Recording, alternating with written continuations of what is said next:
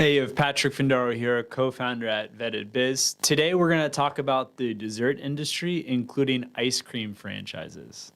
So this is a very popular franchise industry that many prospective franchisees will first investigate because they're quite familiar with the space even from their childhood. You might have gotten a Häagen-Dazs, a Baskin-Robbins, or other frozen dessert or even cookie franchises like Mrs. Fields Cookies.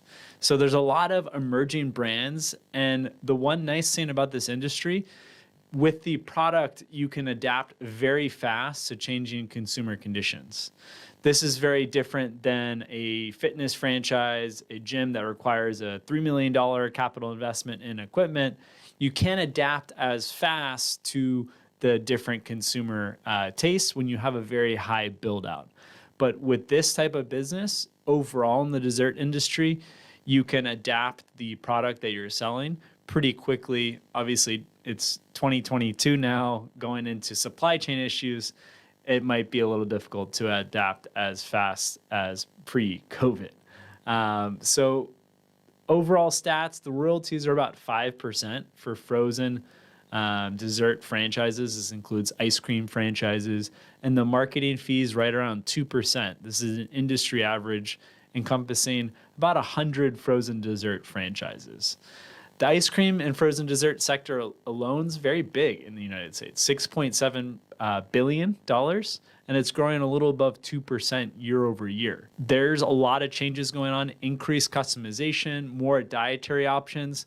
Thinking about a franchise where we understand pretty well, Cinnaholics, where it's vegan bakery, where in the past there wasn't as much demand, and people are becoming much more health conscious, focus on sustainability, ethical sourcing, as well as convenience more than ever. So combining all those things can be quite tricky depending on the franchise system. And those that have adapted have really benefited from these changes in the industry.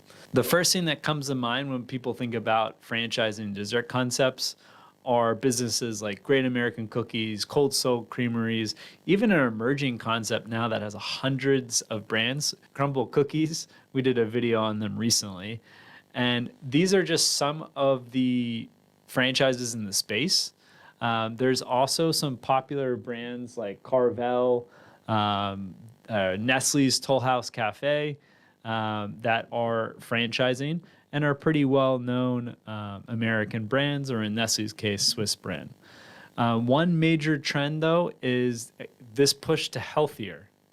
So that might sound like an oxymoron where it's dessert, it's a ton of sugar.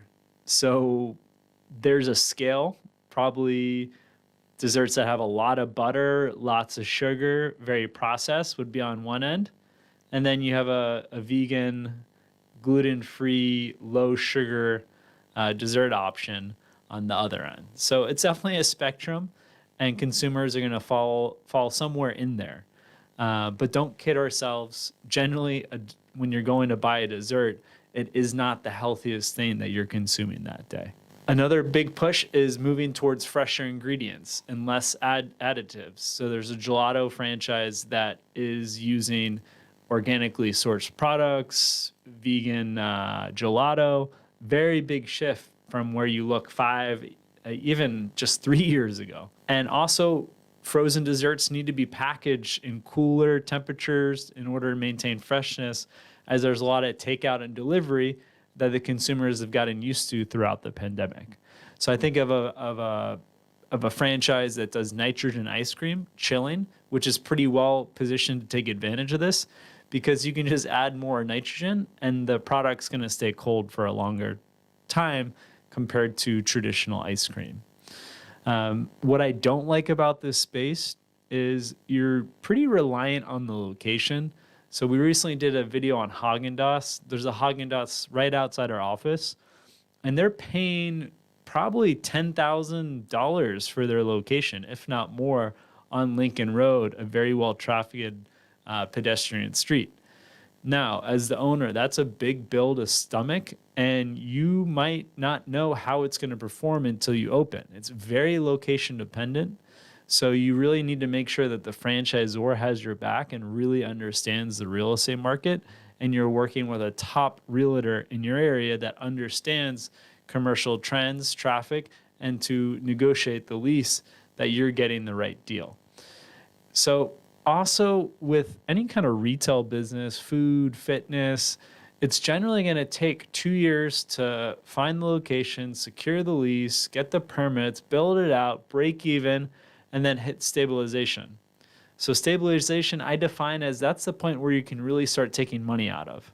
Break even, yeah, you might make $500, but you're not taking that money out to support your family. Stabilization would be more like $4,000, $5,000, $6,000 that you're able to take out every month and really start benefiting from the investment you made. So for a frozen dessert business, it's going to vary, but anywhere from 1 to 3 years or even more to hit that stabilization point. There are some great dessert franchises, but I'd say that the majority are not worth your time evaluating. And there's some big brands like Baskin-Robbins where for the initial investment amount, it would take you many more than 5 years to recoup that initial investment. So just be aware, there are some nice opportunities in the frozen dessert and dessert as a whole industry, but you got to do your due diligence, and please talk to some franchisees before you make a decision. If you'd like me to review a specific frozen desserts franchise, email me at patrick@vettedbiz.com, and we'd love to have our analysts review that franchise for you. Thanks.